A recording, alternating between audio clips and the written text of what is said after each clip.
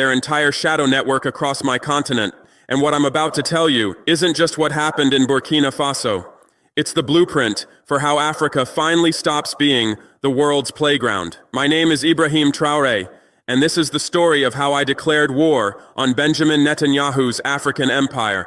Let me start with something they don't want you to know. For the past 15 years, while African leaders were signing development deals and shaking hands for photo ops, Netanyahu was building something else entirely. A spider web of intelligence operations, data harvesting companies, and surveillance networks that stretched from Lagos to Nairobi. They thought we were too poor to notice, too desperate to say no, too divided to fight back. I noticed everything. Do you want to know what really triggered last Thursday's operation?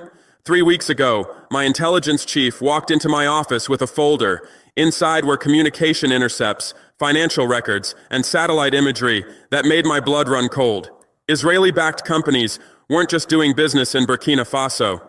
They were mapping our mineral deposits with military precision, recording our political meetings through compromised telecommunications, tracking the movement of our citizens through facial recognition systems we never agreed to install. But here's the part that made me realize we were past the point of diplomacy. They were sharing this intelligence with multinational corporations to help them extract better deals from African governments. Our own data was being used to exploit us more efficiently.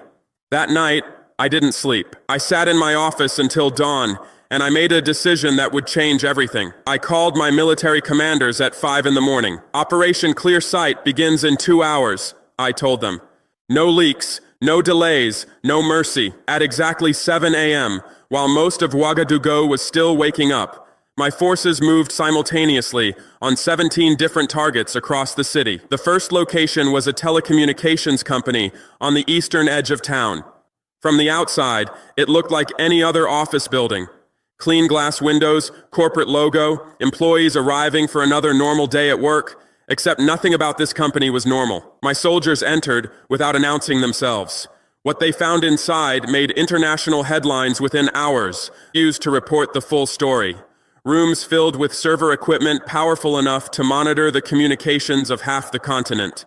Hard drives containing personal data of over 2 million Burkinabe citizens. Encrypted phones with direct lines to Tel Aviv intelligence offices.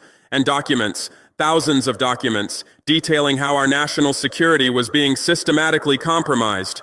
But that was just the beginning. By 9 a.m., we had raided 6 more Israeli-linked operations.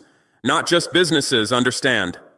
These were sophisticated intelligence gathering posts disguised as development organizations, technology companies,